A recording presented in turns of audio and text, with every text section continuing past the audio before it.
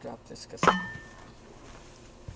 Good evening and welcome to Freedom is a Constant Struggle with your host, Kiilu, and our wonderful guest today is Elizabeth Betita Martinez. And I'm delighted to welcome you to Freedom. Betita is a troublemaker, but she's also the author of 6 books, including 500 Years of Chicano History, and her latest book, which I'm in the process of reading. I'm halfway through it. It's wonderful. It's 500 Years of Chicana Women's History.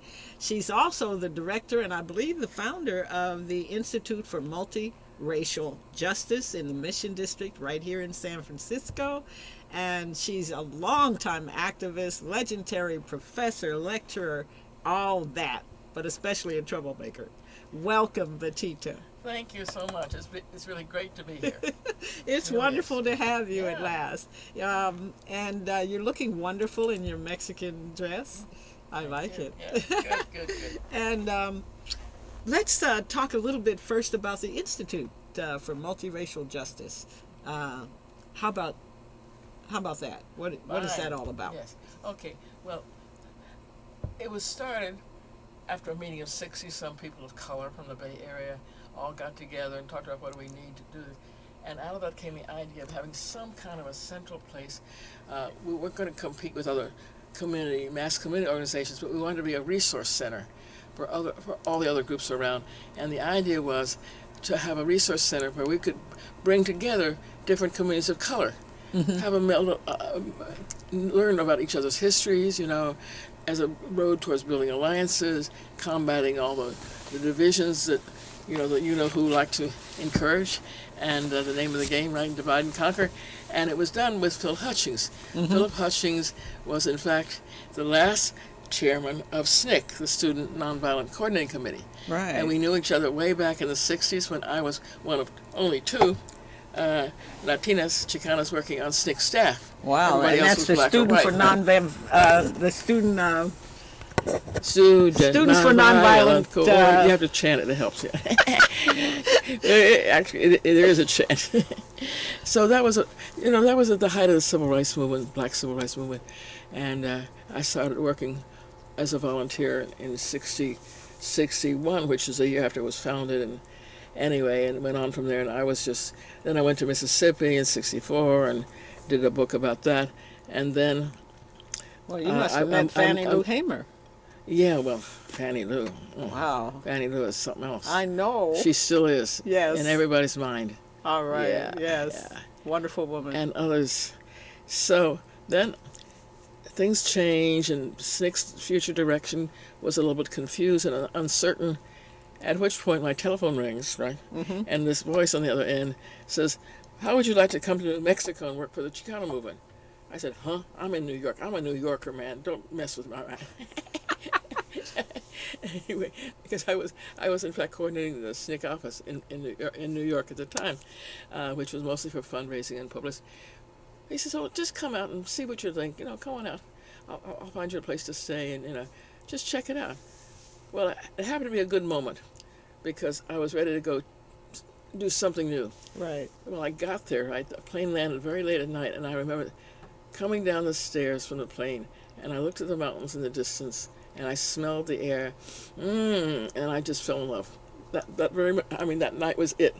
I just somehow felt so much at home, and of course it was very much my father being from Mexico, Right. and New Mexico obviously used to be Mexico. Right. Like a great deal of this country, I must add, yes. Anyway, so that was sort of a love affair, but I never saw it as a different kind of work. I was fighting racism and the colonized mentality and everything in a new place, that's all. Right. And I saw connections between the struggles very much. And that the connections between that struggle was part of what led me to start the institute with Phil Hutchings and try to What have year a did place. was it started? What year did it get started? Oh, 1997. Oh, Yeah. recently. And I think in many ways it was ahead of its time, because we were focusing on alliance building, combating the conflicts, and of course they became more those conflicts, particularly the black-brown, became more intense, in recent years with all the brouhaha about immigration and Right. telling black people in LA your problem is those Mexicans. Anyway, Yeah. so we got together. We started the institute as an educational project, and did a whole lot of things. We had a newsletter called Shades of Power, Wow. and which came out pretty regularly, and we did a lot of events with videos showing, like a video of African American people in Brooklyn having a hard time with housing, and Asian people in San Francisco struggling to keep the I Hotel. Right. And, in other words, housing problems are common to our peoples, Right. not just any one nationality. So we did a lot of that, and then most recently, actually, we put out all the issues of Shades of Power together in a book, and then we had a discussion guide made so teachers could use it. And every article in Shades of Power was about relations, good, bad, or indifferent, between two or more different communities of color. So the whole newsletter was devoted to that alliance building. And so we put them all together finally, and have encouraged teachers to use it with here's a discussion guide, don't lock yourself out, just read it. Right. Anyway, read the article. But it was a very exciting project, and we were having some events recently to get people to know more about it. Right on. And I was wondering, and perhaps our engineer could help us put this on screen, the 500 Years of Chicano Women's History. That's right. And the exciting thing about this book is it's so easy to read. I love it. And it was over 800 photos and images, and every page has photos. And they're wonderful photos. Talk about the photos and the history of all these wonderful revolutionary women. How can I not, with such an invitation?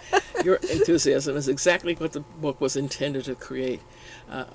It was preceded by a book done in New Mexico, 500 Years of Chicano, meaning men and women history, and that came out in 1976, if you can believe it.